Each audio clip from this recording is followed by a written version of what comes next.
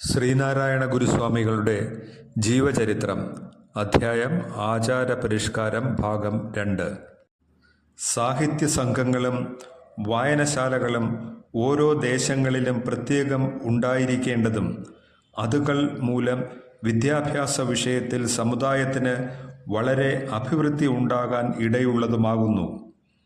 സാഹിത്യ സംഘങ്ങളും വായനശാലകളും പ്രബലപ്പെടുന്നതിന് സമുദായാംഗങ്ങൾ ഓരോരുത്തരും യത്നിക്കേണ്ടതാണ്.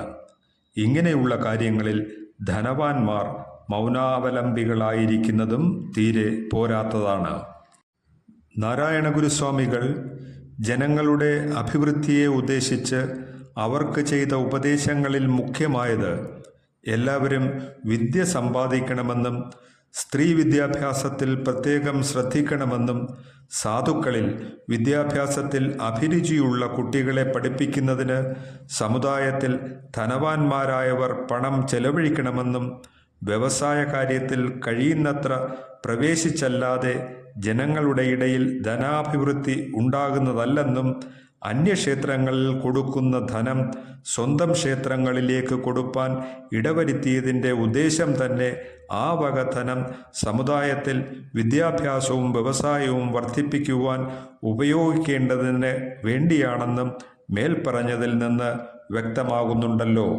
സമുദായത്തെ ലക്ഷ്യമാക്കി അവിടുന്ന് ചെയ്തു പോന്ന ഉപദേശങ്ങളും പ്രവർത്തിച്ചു കാണിച്ച മാതൃകകളുമെല്ലാം സമുദായങ്ങളെയും പൊതുവിൽ സംബന്ധിക്കുന്നവയായിരുന്നുവെന്ന് പ്രത്യേകം പ്രസ്താവിക്കേണ്ടതില്ല. അനുസരിക്കുമോ എന്ന് സംശയമുള്ളവരെ ഉപദേശിപ്പാൻ സ്വാമികൾ ഒരുങ്ങാറില്ല. സ്വന്തം സമുദായത്തിലുള്ള വ്യക്തികളെ സംബന്ധിച്ച് പോലും ഈ ഒരു നയം അവിടുന്ന് സ്വീകരിച്ചിരുന്നു. സ്വാമികൾ പിന്നീട് ചെയ്ത പരിശ്രമം സമുദായത്തിലുള്ള തിരണ്ടുകുളി, പുളികുടി, താലികെട്ട് മുതലായ നിരർത്ഥകങ്ങളായ അടിയന്തരങ്ങളെ നിർത്തൽ ചെയ്യുവാനായിരുന്നു. 1080 കന്നിമാസം തിരുവിതാംകൂറിൽ കൊല്ലം പരവൂരിൽ ഒരു ഈഴവ മഹായോഗം കൂടിയതിൽ വെച്ചായിരുന്നു ഈ വക അനാചാരങ്ങളെ നിർത്തൽ ചെയ്യുവാനും പുതിയ വിവാഹരീതി നടപ്പിൽ വരുത്തുവാനും സ്വാമികൾ ഒന്നാമതായി ചില വ്യവസ്ഥകൾ ചെയ്തിരുന്നു എന്ന് കാണുന്നു. ചേർത്തല താലൂക്കിൽ വലിയൊരു ധനവാനായ പാറയിൽ കൊച്ചുരാമൻ വൈദ്യർ അവർക്ക് 1081 ചിങ്ങം 26 സ്വാമി തൃപ്പാദങ്ങൾ അയച്ച ഒരു കത്ത് താഴെ ചേർക്കുന്നു.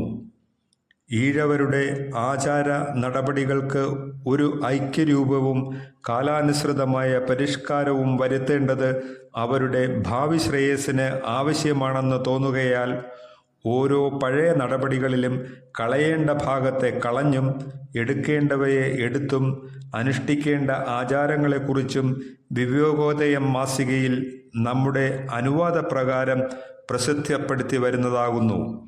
ഈ കൂട്ടത്തിൽ താലികെട്ട് എന്ന അടിയന്തരം ഈ ജാതിയുടെ ഇടയിൽ അനുഷ്ഠിക്കപ്പെടുന്നത് വിവാഹകർമ്മം വേറെ ഉണ്ടായിരിക്കുന്ന സ്ഥിതിക്ക് ആവശ്യമില്ലെന്നും വിവാഹം തന്നെ വിവേകോദയത്തിൽ പ്രസിദ്ധപ്പെടുത്തി വരുന്ന മാതൃകയിൽ നടത്തണമെന്നും നമ്മുടെ താൽപ്പര്യപ്രകാരം തന്നെ ഏർപ്പെടുത്തിയിട്ടുള്ളതാകുന്നു. നമ്മിൽ സ്നേഹവിശ്വാസമുള്ള ജനങ്ങൾ ഇപ്പോൾ അതിനെ ഈ രാജ്യത്തിൻ്റെ പല ഭാഗങ്ങളിലും അംഗീകരിച്ച് തുടങ്ങിയിരിക്കുന്നതായി അറിയുന്നതിൽ നമുക്ക് അതിയായ ചാരിതാർത്ഥ്യവും സന്തോഷവും തോന്നുന്നു. നിങ്ങൾക്കും ഈ സംഗതിയിൽ നാം നേരിട്ടറിയിച്ചെങ്കിലല്ലാതെ ഉറപ്പ് തോന്നുന്നില്ലെന്ന് കരപ്പുറം ഈഴവ സമാജക്കാരുടെ ഒരു കത്ത് മൂലം അറിയുന്നതിനാൽ ഈ എഴുത്ത് എഴുതുന്നതാകുന്നു. സമുദായത്തിൻ്റെ നന്മയെ ഓർത്ത് നിങ്ങളും മേലാൽ ഈ പുതിയ രീതിയെ വിശ്വസിക്കുകയും അനുഷ്ഠിക്കുകയും ചെയ്യുമെന്ന് വിശ്വസിച്ചുകൊള്ളുന്നു. സ്വാമികൾ ഇങ്ങനെ ഒരു എഴുത്ത് എഴുതുവാൻ സംഗതി വിവേകോദയത്തിൽ മേൽപ്പറഞ്ഞ കാര്യങ്ങളെപ്പറ്റി പ്രസിദ്ധം ചെയ്ത് അവിടുത്തെ അനുമതി കൂടിയാണെന്ന് കൊച്ചുരാമൻ വൈദ്യർ അവർക്ക് വിശ്വാസമുണ്ടായിരുന്നില്ലെന്ന് അറിയുക കൊണ്ടായിരുന്നുവെന്ന് തീർച്ചയാണല്ലോ. സ്വാമികളുടെ കത്ത് കിട്ടിയ ഉടനെ അദ്ദേഹം അതിലെഴുതിയ കാര്യങ്ങളെ സ്വീകരിക്കുകയും വലിയൊരു പ്രമാണിയും ധനവാനുമായ അദ്ദേഹത്തിൻ്റെ പ്രവൃത്തി മറ്റുള്ളവർ അനുകരിക്കുകയും ചെയ്തു. അങ്ങനെ വടക്കൻ തിരുവിതാംകൂറിൽ താലുകെട്ട് കല്യാണം ക്രമേണ ഇല്ലാതായി. നെയ്യാറ്റിൻകര താലൂക്കിൽ കരിങ്കുളത്ത് സ്വാമി തൃപ്പാദങ്ങളുടെ വലിയ ഭക്തനായ ഒരു ഈഴവൻ തൻ്റെ ഗൃഹത്തിൽ വച്ച് സ്വന്തം പുത്രിയുടെയും മറ്റും താലുകെട്ട് കല്യാണം ആഘോഷിക്കുവാനുള്ള ഒരുക്കങ്ങൾ ചെയ്തു. തൃപ്പാദങ്ങൾ അവിടെ ചെന്ന് ആ അടിയന്തരം നിർത്തൽ ചെയ്തതിനെപ്പറ്റി വിവേകോദയത്തിൽ ഇങ്ങനെ വിവരിച്ചിരിക്കുന്നു. മകരം 5-ന് മുഹൂർത്ത സമയത്തയം സമുദായ ക്ഷേമ തൽപരനായ ആ അവതാര പുരുഷൻ അവിടെ എത്തി. അതിവിശാലവും വളരെ പണം ചെലവ് ചെയ്ത് അതിമനോഹരമായി അലങ്കരിച്ചിട്ടുള്ളതുമായ പന്തലിൽ വാദ്യഘോഷങ്ങളോടും മറ്റ് അനേക ആഡംബരങ്ങളോടും കൂടി ശുഭമുഹൂർത്തത്തിൽ താലികെട്ടാൻ വേണ്ട സകല ഒരുക്കങ്ങളും ചെയ്ത് പെൺകുട്ടികളെ യഥാസ്ഥാനത്ത് അലങ്കരിച്ചിരുത്തിയിരുന്നു. ദക്ഷിണ തിരുവിതാംകൂറിലെ പ്രമാണികളെല്ലാം ഹാജരുണ്ട്. സ്ഥലത്തെ പ്രധാന നായന്മാരും ക്രിസ്ത്യാനികളിലും മുഹമ്മദീയരിലും പ്രമാണികളായവർ പോലും ക്ഷണിച്ചു വരുത്തപ്പെട്ടിരുന്നു. വാദ്യാഘോഷങ്ങളും വിനോദങ്ങളും കൊണ്ട് മാത്രമല്ല, സദ്യയുടെ അതികേമമായ സ്ഥിതി കൊണ്ടും വീടും പറമ്പും അയൽ വീടുകളും തിക്കിത്തിരക്കി ഒരു വലിയ പുരുഷാരം അവിടെ കൂടിയിരുന്നു. കൗരവസഭയിൽ സന്ധിക്ക് പുറപ്പെട്ട ശ്രീകൃഷ്ണ ഭഗവാനെ പോലെ സ്വാമി തൃപ്പാദങ്ങൾ ഈ ജനക്കൂട്ടത്തിൽ എത്തിയപ്പോൾ പലർക്കും പല വികാരങ്ങളാണ് ഉണ്ടായത്. എങ്കിലും ആർക്കും ആ അലൗകിക പുരുഷനെ ബഹുമാനിക്കുകയും പൂജിക്കുകയും ചെയ്യാതിരിക്കുവാൻ കഴിഞ്ഞില്ല.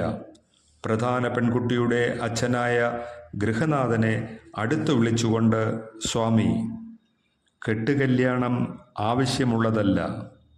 നാം ഇതിനെപ്പറ്റി പലപ്പോഴും ജനങ്ങളെ അറിയിച്ചിട്ടും ഇതേവരെ നിങ്ങളാരും അതിനെ വേണ്ട പോലെ കേൾക്കുന്നില്ലല്ലോ. നിങ്ങളുടെ ഗുണത്തിനായിട്ടാണ് പറയുന്നത്. നിങ്ങൾക്ക് നമ്മുടെ വാക്കിൽ വിശ്വാസമുണ്ടെങ്കിൽ അത് കൂടാതെ കഴിക്കണം എന്ന് പറഞ്ഞു. അദ്ദേഹം, സ്വാമി എങ്ങനെ കൽപ്പിക്കുന്നുവോ അങ്ങനെ. ഞങ്ങളുടെ കുടുംബത്തിൽ മേലാൽ കെട്ടുകല്യാണം നടത്തുകയില്ല. സ്വാമി, അതുപോരാ. എന്തുകൊണ്ട് ഈ കെട്ടുകല്യാണം തന്നെ അത് അനാവശ്യമാണെന്ന് മനസ്സിലായാൽ നിങ്ങൾക്ക് മുടക്കിക്കൂടാ? അത്ര അർത്ഥമില്ലാത്തതാണ്. അത് മുടക്കിയതുകൊണ്ട് യാതൊരു ദോഷവും വരാനില്ല.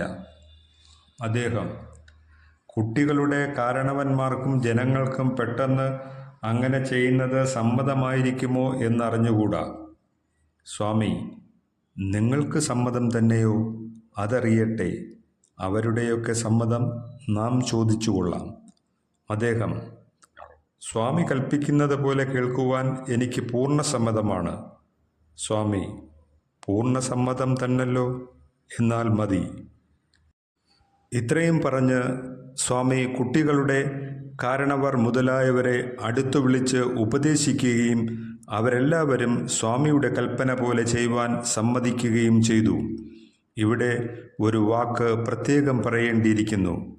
ഗൃഹസ്ഥൻ്റെ ഭാര്യയ്ക്ക് തൻ്റെ ഏകപുത്രിയെ ഉദ്ദേശിച്ച് ഇത്ര ആഘോഷത്തോടുകൂടി ആരംഭിച്ചു കൊണ്ടാടി 11ാമത്തെ മണിക്കൂറിലെത്തിയ ഈ താലികെട്ടടിയന്തരം പെട്ടെന്ന് താലികെട്ട് കൂടാതെ കലാശിപ്പിക്കാൻ ഇടയായത് യാതൊരു വൈമനസ്യവും ഉണ്ടായില്ലെന്ന് മാത്രമല്ല, ആ മാന്യസ്ത്രീ സമുദായത്തെ ഉദ്ദേശിച്ചുള്ള സ്വാമി തൃപ്പാദങ്ങളുടെ ആജ്ഞയെ ബഹുമാനിച്ചു അതിനെ അഭിനന്ദിക്കുകയാണ് ചെയ്തത്. സ്വാമി തൃപ്പാദങ്ങൾ ഉടനെ കെട്ടിനൊരുക്കത്തോടുകൂടി പന്തലിൽ അണിനിരന്നിരുന്ന പെൺകുട്ടികളെ അടുക്കൽ വിളിച്ച് അവർക്ക് തൻ്റെ കൈകൊണ്ട് കുറേ പുഷ്പവും പഴങ്ങളും കൊടുത്തു. അവരെ അകത്തേക്ക് പൊയ്ക്കൊള്ളുവാൻ പറഞ്ഞയച്ചു. അടുത്തു നിന്നിരുന്ന ഒരാളോട് ഈ കെട്ടുകല്യാണം താൻ മുടക്കിയിരിക്കുന്നുവെന്നും സ്വജനങ്ങളിൽ ആരും അനാവശ്യമായ അടിയന്തരം മേലാൽ നടത്തരുതെന്നാണ് താൻ ആഗ്രഹിക്കുന്നതെന്നും വെളിവായും ഉറപ്പായും ആ ജനസംഘത്തോട് പറഞ്ഞറിയിക്കാൻ സ്വാമികൾ ആജ്ഞാപിച്ചു. അപ്രകാരം അയാൾ പറയുകയും എല്ലാവരും ആശ്ചര്യത്തോടും ഭയഭക്തി ബഹുമാനങ്ങളോടും അത് സമ്മതിക്കുകയും ചെയ്തു.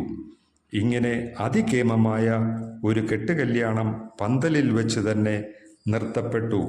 ഇത് ദക്ഷിണ തിരുവിതാംകൂറിൽ തീയരുടെ ഇടയിലുള്ള താലികെട്ടിൻ്റെ പുലകുളി സദ്യയായിരുന്നു. ശേഷം അടുത്ത ഭാഗത്തിൽ.